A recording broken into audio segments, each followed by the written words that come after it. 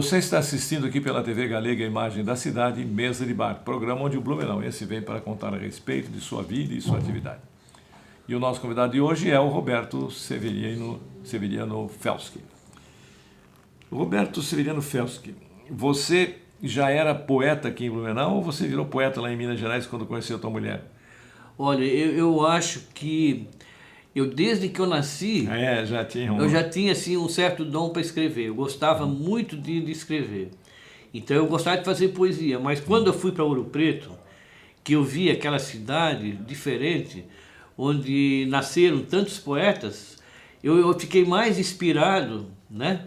E depois eu encontrei uma pessoa maravilhosa, que é a minha, que se tornou depois a minha futura esposa, que é a Mercedes. Né? Mercedes é o nome dela? É Mercedes. Por que você não quis tirar esse nome? Não quiseram o nome de Mercedes e botaram Mercedes. Mercedes, era Mercedes, né? Mercedes Cota. É Cota. Mercedes Gomes Cota. E aí ela gostava de escrever, fazer poesia, e aí eu digo assim, que ela foi a minha musa inspiradora. Através dela eu escrevi também muita coisa bonita em relação à vida, ao amor e em relação a tudo. Você não disse para ela, você é minha Marília, eu sou teu Dirceu. Exatamente, eu posso dizer dessa forma, né? Que ela realmente, eu sempre digo assim, por trás de grandes obras dos homens existe sempre uma grande mulher. E que assim, eu acho que todo mundo tem que respeitar isso, porque o convívio, lógico, o convívio é difícil às vezes, mas quando a gente tem esse amor interno, a gente consegue superar todas as coisas. E ela escreve também? E ela também escreve muito bem. E pinta também? E ela faz escultura em pedra-sabão, ela faz pinturas, ela transforma qualquer... Pedra-sabão aqui não tem que trazer de Minas Gerais, né? É, de Minas, né? É da pedra-sabão, que é bem comum em Minas, lá, né? Tem muita pedra-sabão, então é fácil fazer escultura. E ela faz umas esculturas maravilhosas, né? E eu aprendi muita coisa com ela, né? A ser calma, a ser gentil, né? É de uma gentileza muito grande. Temos que trazer ela aqui para contar a história dela. Para ver se você não está mentindo para mim aí. A história. Mas é verdade. Agora, e os filhos? Tem quantos? Eu tenho 2 filhos, né? 2 rapazes? 2 rapazes, né? É o Andro, né? O Andro, ele é assim, ele é uma pessoa que sempre gostou muito de filosofia e de psicologia. Então, ele sempre gostava de filosofar muito, de dizer o porquê de tudo, né? E ele se interessou pela psicologia, né? E hoje em dia... Papai, por que é aquela coisa assim? Pai, por que é aquilo? Por que é isso? Né? Aí ele disse assim, olha, por que as pessoas ficam tristes, alegres? Por que elas mudam de comportamento de uma hora para outra? E aí você explicava? Né? Aí eu tentava explicar porque o conhecimento da psique, da alma, é uma coisa muito difícil, né? Então, hoje em dia a gente sabe que tem muitos casos de ansiedade, de depressão, e ele sempre fala comigo em relação a essa questão. Né? Ele foi estudar psicologia? Ele estudou psicologia, hoje em dia ele trabalha na prefeitura como psicólogo e atende em 3 clínicas, ele atende como psicólogo. Né? O que ele diz para mim muito é o seguinte, nos dias atuais, o grande mal do século é a depressão. É verdade. Então, assim, a depressão tem causado muito transtorno. Jovem, né? Crianças aí, praticamente jovens, 14, 15 anos com depressão. 14, 15, 16 anos, todos jovens com depressão. Então, às vezes eu me pergunto assim, por quê? Por que tanta depressão?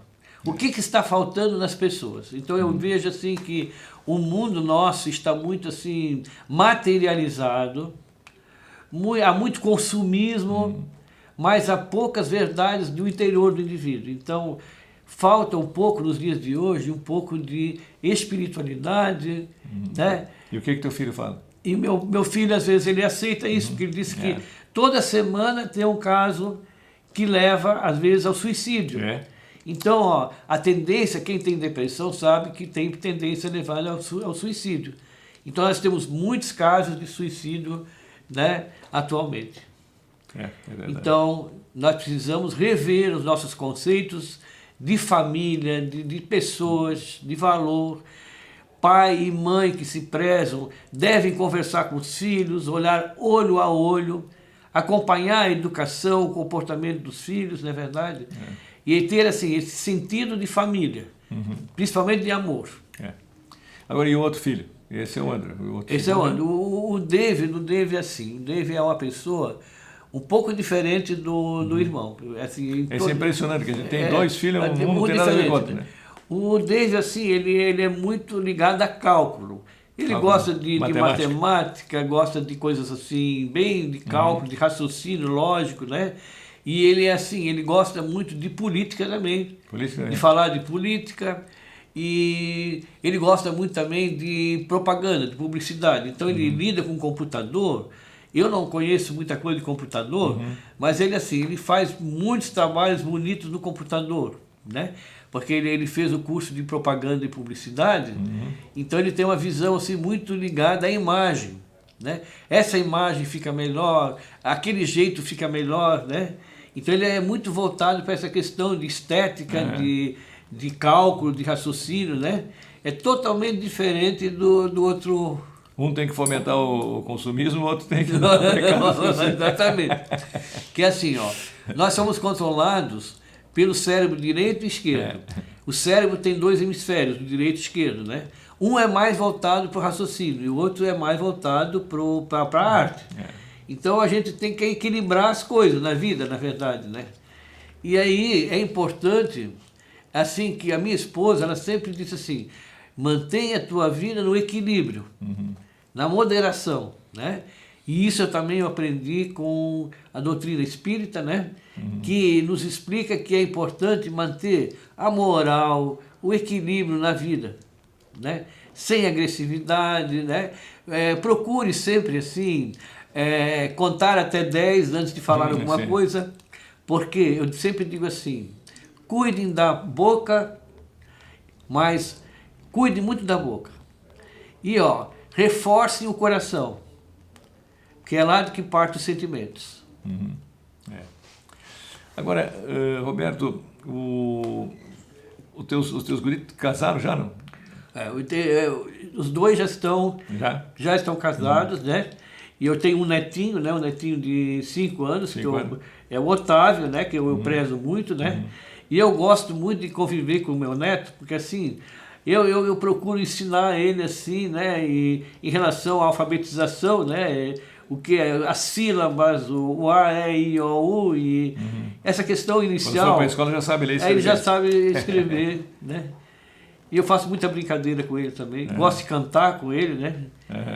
Agora você toca instrumento, não? Não. Não? Eu gosto de cantar. Mas instrumento eu não tô. Eu acho que não me sinto ainda. Não. Não. Porque teu pai tocava trombone na orquestra sinfônica de Blumenau? O pai tocava trombone, eu lembro, ele ensaiava toda noite, né? Que ele não podia dormir, né? Ele ensaiava trombone e ele participou da orquestra sinfônica de Blumenau. O maestro Gaia. Com o maestro Gaia. E eu conheci o maestro Gaia, que era exímio, né? Era uma pessoa assim que fantástica, né? Então você não aprendeu isso nem com a sogra que tocava bandolim? Não aprendi. Mas cantar você gosta? Cantar eu gosto. Canta o quê? Música... assim, música... música popular? Umas músicas que eu cantava muito. Samba? Era assim, música do folclore, né? Porque tinha um cancioneiro, eu lembro que eu tinha um cancioneiro, Sapo Cururu? A escola naquela época, eu digo assim, a escola naquela época era muito diferente dos dias de hoje. Então a gente aprendia aula de canto, aula de música, né? Aí eu lembro de uma professora, a Iris Ramers. A Iris Ramers tocava piano e nós cantávamos as notas musicais. Então a gente cantava usando o Dó, Ré, Mi, Fá, Sol, Lá, Si, né? E a gente cantava através das notas musicais. Então muita coisa eu aprendi do folclore, do gaúcho, né? Que é a música lá do chimarrão. Chimarrão? Então, a gente às vezes fazia... Chimarrão com macuia e bombinha, não sei o quê. Chimarrão com água quente numa cuia com bombinha faz milagre, livra a gente de qualquer indigestão. O amarguinho cura tudo, mesmo os rins e o coração. Chimarrão, chimarrão, chimarrão. O gaúcho tem muita música, e prenda minha, né? Vou-me embora, prenda minha, tenho muito o que fazer. balaiucinha, balaiucinha, balaio do meu coração. Moça que não tem balaiucinha, põe a costura no chão. A minha mãe cantava muito essa do balaio porque ela morou dos 7 aos 17 anos em Pelotas, no Rio Grande do Sul. Depois voltaram para o Paraná, por sorte, senão eu era pelotense também. Eu gostava dessas musiquinhas assim, sabe? Que eu lembro, né? Que a gente aprendia na escola, né? E uma coisa que eu noto que nas escolas está faltando é justamente isso. Aula de canto, de música, né? E a escola tem que novamente voltar a cantar o hino nacional, o hino à bandeira. Isso é uma coisa que a gente sabia, né? Hino à bandeira, hino da independência, hino da república. Exatamente. Hino, tinha semana. O hino do Estado, né? Até o hino do Estado. Exatamente. Hoje não sabe mais nada. Infelizmente, isso também tem que voltar de novo, né? Tem que voltar. Mas, então o seu netinho joga bola com o vovô? Joga. Eu jogo muito mal bola, mas ele joga melhor do que eu. E já tem inclinação para clube de futebol ele? Não? Já torce para um time aí? Não. Olha, ele disse para mim que é do Vasco. Né? Ele é vascaíno, né? Vascaíno, né? E aí eu não sei, né? Porque ele tem 5 anos, né? Pode ser que ele mude. Não muda, não. É engraçado isso, porque eu na minha casa, minha mãe era Vasco, meu pai era Botafogo, eu sou Flamengo desde pequenininho. E o Flamengo não era campeão de nada, só perdia, né? Chorava que o time não perdia. Porque os que torcem para o Santos hoje até acreditam que era o tempo do Pelé, né? O Santos ganhava tudo. Então, agorizado, pô, qual é o teu time? Santos. Mas eu era flamenguista. Tinha os eu assisti uma partida do Galo, né? E do Grêmio. Lá no Galegão, lá de Minas. Eu fui com o meu... né? Eu lembro que isso já faz um bom tempo, né? Que eu gostei muito porque assim, aquela alegria que o pessoal tem, que vai no estádio, né? Que é muito interessante, né? É bonito ver, né? Porque a gente assiste na televisão, é bonito, mas quando se vai no campo é diferente. É diferente. Né? Quando a bola passa nas ruas, todo mundo, né? É muito interessante. Ou quando sai o gol, a vibração de todo mundo. E o pessoal, o Galo, por exemplo, o pessoal do Galo perdeu aquele dia, eu vi aquele pessoal barbado chorando, né? Perdendo os gaúchos, né? É interessante, né? Futebol é, assim, algo do povo brasileiro, né? Da alegria do povo, né? É isso, né? E depois o Galo contratou um ponteiro esquerdo que era gaúcho, né? Acho que é o Éder, né? Que foi lá para Minas Gerais e arrombou lá no time. Ele era grande jogador, foi de seleção brasileira, tudo. Eu lembro do... Como é que é? Assim, que eu lembro do Tostão. Esse era do Cruzeiro. E alguns, assim, eu lembro, assim, né? Porque a gente... Do Jairzinho, né? Jairzinho da Copa de 70. Da Copa de 70, que corria. Furacão da Copa. Ele corria muito, né? Ele gostava de correr. Ele foi o artilheiro da Copa, né? O Jairzinho. O filho dele agora é treinador, hein? Jairzinho. Pois é, mas o futebol não é o teu... sempre foi... na verdade, assim, eu sempre me considero assim, como é que eu digo... Eu gostava sempre de ler muito, né, eu gostava de música, né? Qual é o tipo de música que você gosta? Opereta, ópera? Eu gosto de música clássica. Erudita, música clássica? Seu pai também era música clássica, né? Vivaldi. Vivaldi, eu acho... estações são uma coisa linda. Lindo, né, Vivaldi, né? E assim, então, eu gosto de música, de poesia, né? E justamente da natureza também, eu sou assim... Eu gosto muito da natureza, assim, de visitar um parque, né? Um local assim, que tem muita árvore. Eu acho muito bonito, né?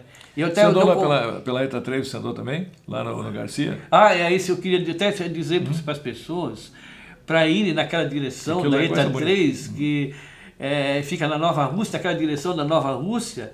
Não esquecer de visitar o Parque das Nascentes, lá, que é um lugar lindo. A maioria do blumenauense não conhece esse lugar. A Nova Rússia é tão interessante que diz que mesmo no verão brabo aqui, que nós estamos quase morrendo de calor dentro de casa, na Nova Rússia eles dormem coberto com cobertor. Bem isso aí. Né? Porque é mais alto e fica mais fresquinho. E depois aquelas árvores todas, né? Muita água, né? É muito interessante, sabe? Você trabalhou lá também? Ou só? Eu visitei a ETA 3, né? Visitei a ETA 3. Vale a pena, eu acho que as pessoas visitarem a ETA 3 também, sabe? Que a maioria conhece a ETA 1 e a ETA 2, mas vão um dia lá na ETA 3 visitar, é muito bonito, sabe?